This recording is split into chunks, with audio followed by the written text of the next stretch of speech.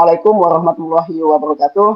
Perkenalkan kami dari kelompok 2, calon guru penggerak angkatan 9 Kabupaten Sambas yang akan melakukan praktik coaching untuk memenuhi tugas demonstrasi kontekstual modul 2.3. Adapun kelompok kami yang beranggotakan saya sendiri, Mustaqim, berperan sebagai supervisor. Dan saya, Heri Sasmita, bertugas sebagai coach. Terakhir saya, Wiwi Yuliani, berperan sebagai coach. Selamat menyaksikan. Assalamualaikum Pak Heri, bagaimana kabarnya hari ini? Waalaikumsalam Pak, Alhamdulillah sehat. Bagaimana kabar Bapak? Alhamdulillah juga sehat. Oh iya, hari ini Bapak akan melakukan coaching dengan Ibu Wiwi ya? Ya, betul Pak. Oke, nah sebelum Bapak melakukan coaching, saya senang bertemu Bapak hari ini. Nanti saya akan ikut hadir dalam kegiatan coaching dan saya akan mengamati langkah-langkah yang Bapak lakukan sesuai dengan rubrik penilaian yang ada. Apakah coaching yang dilakukan itu sudah sesuai dengan alur cerita atau belum? Bagaimana coach memberikan pertanyaan berbobot berdasarkan kata kunci yang disampaikan oleh coach dan bagaimana respon coach terhadap pertanyaan yang disampaikan oleh coach. Jangan sampai lupa juga Pak, nanti coachingnya harus sesuai dengan prinsip coaching ya, proses kreatif dan memaksimalkan potensi. Baik Pak, bisa saya pahami. Oke, kalau begitu kira-kira kompetensi apa yang akan Bapak kembangkan dalam sesi coaching kali ini? Terima kasih Bapak. Kompetensi yang akan saya kembangkan dalam sesi coaching kali ini adalah present Pak, kehadiran penuh, mendengarkan aktif dan memberikan pertanyaan yang berbobot. Seperti itu Pak. Oke, kompetensi coaching itu kan ada 3 ya, seperti yang sudah Bapak sampaikan tadi.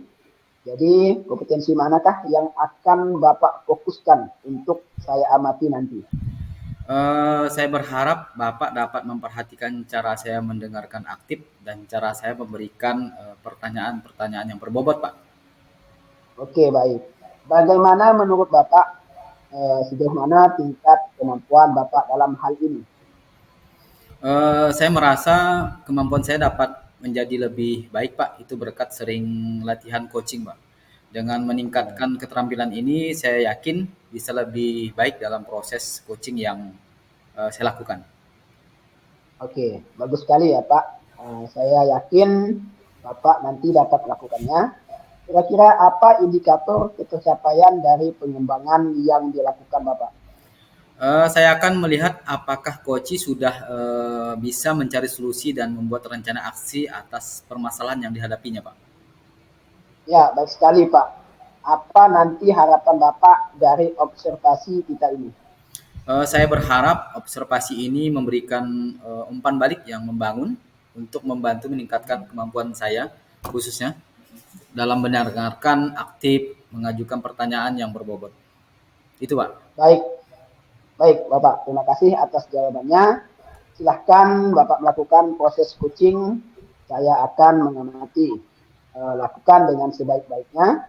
Nanti setelah proses coaching kita akan ngobrol-ngobrol lagi ya Pak. Terima kasih. Assalamualaikum. Siap Pak. Waalaikumsalam. Assalamualaikum Ibu. Bagaimana kabarnya hari ini? Waalaikumsalam, kabar saya baik Pak. Kalau Bapak sendiri bagaimana kabarnya? Alhamdulillah baik juga Ibu, sehat. Ngomong-ngomong bagaimana perasaan Ibu menjelang sesi coaching ini? Begini Pak, ada hal yang masih mengganjal di hati saya Pak. Jadi perasaan saya agak sedih dan ada sedikit kecewa. Kita santai saja ya Bu, relax. Kita ngobrolnya mungkin kurang lebih 10 sampai 15 menit. Ada hal yang akan kita bahas lebih mendalam kali ini Bu?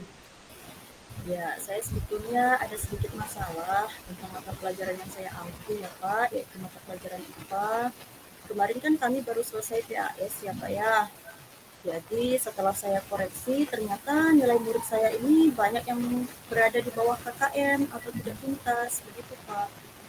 Baik, Sebelum kita masuk lebih mendalam untuk membahas topik tersebut, apa yang ingin Ibu dapatkan dari percakapan ini? Jadi saya ingin menemukan solusi Pak, agar murid saya banyak yang mendapat nilai tuntas atau di atas KKM.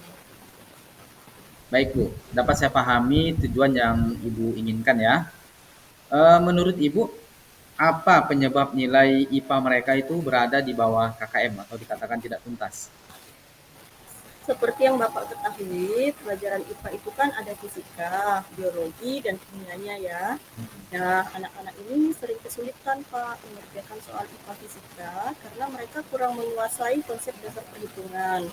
Kalau untuk IPA biologinya juga begitu Pak, karena kan konsepnya hafalan ya. Jika anak-anak malas untuk membaca, tentu saja mereka akan kesulitan juga untuk menjawabnya. Berarti lengkap ya Bu, materi IPA. Itu ada hafalan, ada hitungannya. Jadi fokus Ibu kali ini ingin yang mana dulu? Fisika atau biologi? Sepertinya biologi dulu kali Pak ya, karena fisika seperti yang saya sampaikan tadi berkaitan dengan hitungan, jadi murid pasti akan bisa mengerjakan soal-soal fisika atau soal-soal hitungan ketika mereka menguasai konsep dasar hitungannya terlebih dahulu. Baik, kita sepakat yang biologi ya. Kalau begitu, bagaimana cara Ibu menyampaikan materi selama ini? Saya sudah mencoba menggunakan media untuk menjelaskan materi Pak. Kalau boleh tahu, apa saja media yang sudah Ibu gunakan? Saya biasanya menggunakan video pembelajaran ya Pak ya, terutama untuk menjelaskan materi yang bersifat abstrak. Kebetulan di sekolah kami ini alat peraganya kurang lengkap Pak, jadi untuk torso saya tidak pernah menggunakannya. Jadi, Ibu sudah berupaya untuk memfasilitasi belajar murid ya. Kemudian bagaimana dengan sumber belajar yang digunakan? Nah, itu juga Pak, yang salah satu masalahnya. Kebetulan di sekolah kami ini tidak memperbolehkan murid untuk sehari-hari membawa HP, sehingga buku paket menjadi sumber belajar utama bagi mereka. Oke, bagaimana Ibu menghadapi situasi seperti ini? Nah, saya biasanya juga membuat PowerPoint Pak untuk menyampaikan materi agar menambah sedikit referensi lah begitu Pak ya bagi murid saya. Tapi ya itu juga kendalanya Pak. Saya tidak sering menggunakannya. Baik Bu, kalau saya boleh tahu bagaimana dengan metode atau model pembelajaran Ibu yang Ibu gunakan selama ini? Nah, jujur Pak, saya ini lebih sering mengajar secara klasikal ya. Metodenya juga lebih sering ceramah, walau sesekali juga saya menggunakan metode diskusi atau praktikum. Oke, berarti tergantung materi ya Bu ya metodenya. Ya, Pak. Dapat saya simpulkan lebih banyak metode ceramah ya. Jadi sekarang situasi seperti apa yang Ibu inginkan? Untuk sekarang saya inginnya murid saya menjadi lebih aktif dalam pembelajaran Pak. Jika mereka lebih aktif mencari, misalnya ketika mereka mau mencari terlebih dahulu materi yang akan disampaikan pada pertemuan berikutnya, misalnya Pak ya, maka harapannya mereka dapat merekonstruksi pemahaman mereka dulu. Nah, dengan begitu diharapkan ingatan mereka terhadap materi cukup lebih lama. Jadi setidaknya adalah sesuatu yang dapat mereka ingat begitu Pak. Oke, menurut Ibu dari harapan yang Ibu sampaikan tadi, apa yang bisa membuat itu terwujud, Bu? Saya akan menggunakan model pembelajaran yang dapat membuat murid saya menjadi aktif Pak. Saya juga merasa bahwa selama ini sepertinya ya Pak ya, saya belum memetakan kebutuhan belajar mereka. Jadi saya berencana untuk memfasilitasi gaya belajar mereka Pak. Apa rencana yang akan Ibu ambil untuk mewujudkan tujuan yang Ibu inginkan? Nah, seperti yang saya sampaikan tadi Pak, jadi saya akan memetakan kebutuhan murid, kemudian menggunakan model pembelajaran yang dapat membuat murid menjadi lebih aktif. Bisa Ibu jabarkan untuk lebih lanjut? Baik Pak, jadi pertama-tama saya akan memetakan kebutuhan murid. Itu kan bisa menurut gaya belajar, minat, atau kesiapan belajar mereka ya Pak ya. Nah, mungkin saja selama ini saya belum memenuhi kebutuhan belajar mereka, sehingga mereka kesulitan untuk memahami materi yang disampaikan.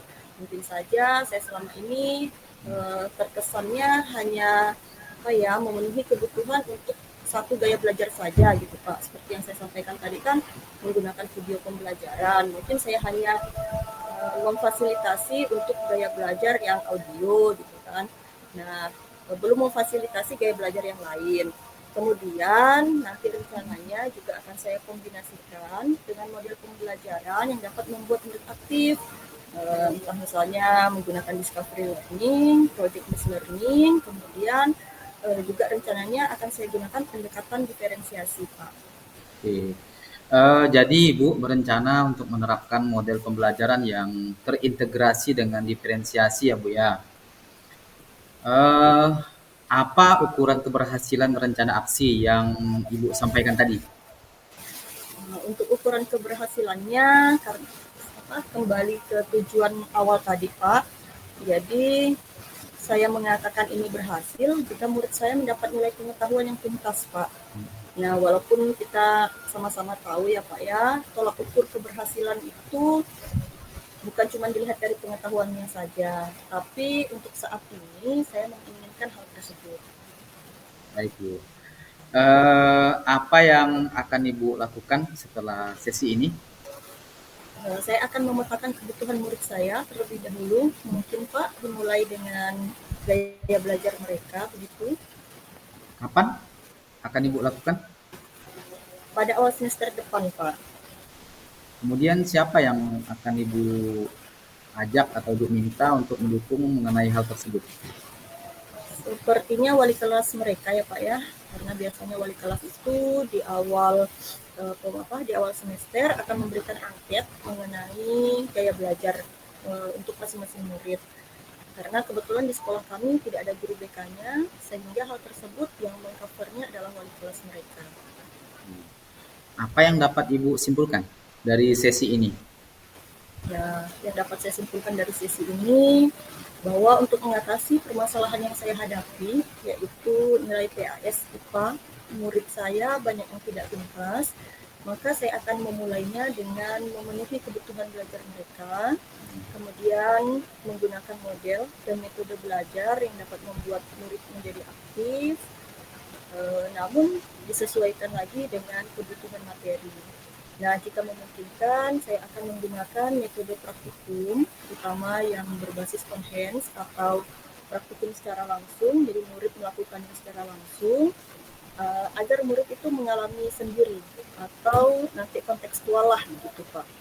Oke, baik sekali Bu, solusi yang akan Ibu lakukan. Saya yakin Ibu dapat mewujudkannya. Bagaimana perasaan Ibu sekarang?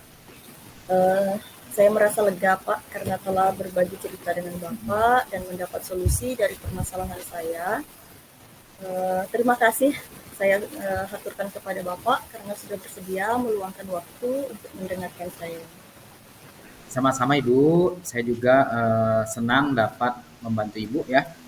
Baiklah Bu, kita akhiri sesi ini, mudah-mudahan bermanfaat. Assalamualaikum warahmatullahi wabarakatuh.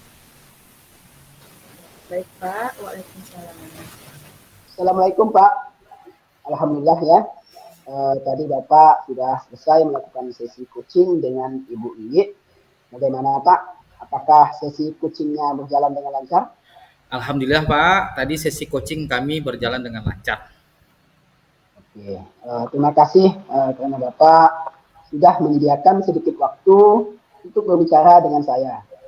Saya ingin membahas tentang hasil observasi yang telah saya amati pada saat sesi coaching tadi. Baik Pak, silakan. Baik, bagaimana Bapak menilai sendiri performa Bapak pada saat menjadi coach tadi? Saya merasa bahwa saya telah melakukan dengan baik tugas saya sebagai coach. Itu Pak. Oke, apa yang sudah dilakukan pada saat melakukan coaching? yang menjadi indikator ketercapaian pengembangan yang diinginkan? Saya telah melakukan coaching dengan alur Tirta seperti menanyakan tujuan, melakukan identifikasi, membuat rencana aksi, dan melakukan tanggung jawab. Saya juga sudah menggali potensi dari coach dengan memberikan pertanyaan yang berbobot, Pak, kepada coach, sehingga coach dapat menemukan solusi atas permasalahan yang dihadapinya. Kemudian saya juga sudah menjadi pendengar yang aktif. Oke, kalau begitu boleh saya menyampaikan hasil pengamatan saya, Pak? Boleh sekali, Pak, silahkan. Saya senang mendapatkan masukan agar saya dapat menjadi coach yang lebih baik lagi. Oke, benar sekali apa yang sudah Bapak sampaikan tadi. Jadi dari pengamatan saya, Bapak sudah melakukan coaching sesuai dengan alur Tirta. Seperti menanyakan tujuan kepada coach, mengidentifikasi masalah coach, kemudian memancing coach untuk membuat rencana aksi, dan menumbuhkan rasa tanggung jawab kepada coach untuk menjalankan rencana aksinya. Kemudian Bapak juga sudah fokus kepada coach, sudah hadir penuh dalam sesi coaching.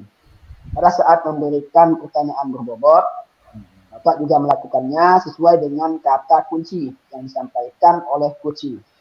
Bapak juga sudah memfokuskan coach untuk mengatasi masalahnya yang dirasa paling spesifik. Itu sudah sesuai dari atau lebih tinggi dari standar yang kita rujuk. Bapak juga sudah mampu menjadi pendengar yang aktif selama proses coaching berlangsung. Bagaimana pendapat Bapak mendengar ini? Alhamdulillah, kalau Bapak menilai saya sudah dapat meningkatkan kompetensi tersebut. Hal tersebut sesuai dengan percakapan kita di awal tadi ya, Pak. Sebelum saya melakukan coaching, bahwa saya ingin meningkatkan kompetensi mendengar secara aktif dan memberikan pertanyaan berbobot. Kemudian terima kasih, Pak, umpan balik dari Bapak. Oke, sama-sama Pak. Namun saya juga melihat ada hal-hal yang mungkin masih bisa Bapak kembangkan. Misalnya tadi saat alur Tirta bagian identifikasi. Saya mengamati Bapak memang sudah melakukan identifikasi terhadap masalah yang dihadapi coach, yang sebetulnya kalau merujuk ke standar seharusnya bisa Bapak gali lebih mendalam lagi agar rencana aksi yang diambil coach benar-benar spesifik terhadap masalah yang dihadapinya. Bagaimana menurut Bapak? Saya mengerti, Pak. Jadi saya akan berusaha untuk lebih baik lagi ke depannya, Pak. Terima kasih karena Bapak sudah mengingatkan saya. Oke, sama-sama Pak. Jadi dari diskusi kita ini, kompetensi apa lagi yang ingin Bapak kembangkan berdasarkan hasil coaching yang barusan Bapak lakukan bersama Ibu Iwi? Saya berencana akan lebih mengeksplor lagi pada alur identifikasi, sehingga rencana aksi yang diberikan kepada coach dapat benar-benar spesifik, Pak, sesuai dengan masalahnya seperti yang sudah Bapak sampaikan tadi.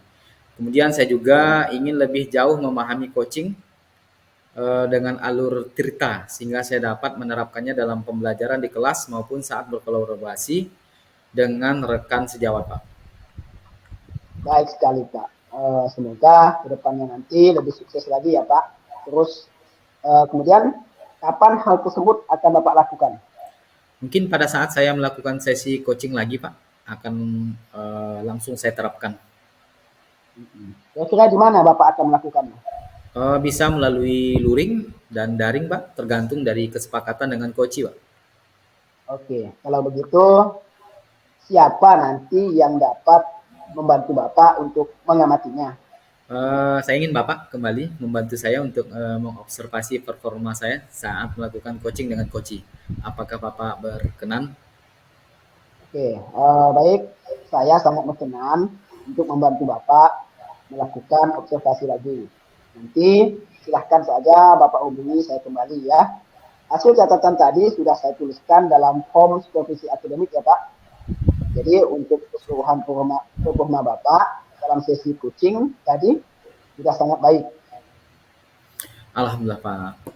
Saya senang mendengarnya. Sekali lagi terima kasih atas umpan balik yang sudah Bapak sampaikan. Oke, sama-sama Pak. Nah, untuk yang terakhir ini Pak, apa yang Bapak dapatkan dari proses ini? Yang saya dapatkan dari proses ini adalah coaching dilakukan dengan alur tirta. Coach maupun coachee harus fokus selama sesi coaching berlangsung atau hadir penuh ya Pak ya. Kemudian coach juga harus sabar dalam mendengar dan dapat memberikan pertanyaan berbobot sesuai dengan kata kunci yang disampaikan oleh coachee. Baik, benar sekali yang Bapak sampaikan. Jadi terima kasih Pak atas waktu yang Bapak berikan untuk kita melakukan percakapan hari ini. Jadi saya rasa pertemuan kita cukup sampai di sini dulu. Saya akhiri. Assalamualaikum warahmatullahi wabarakatuh. Sama-sama Pak, saya juga berterima kasih karena Bapak sudah berkenan mengobservasi saya hari ini Pak. Waalaikumsalam warahmatullahi wabarakatuh. Demikian video praktik yang kami lakukan. Semoga bermanfaat. Bergerak, menggerakkan. Salam guru hebat.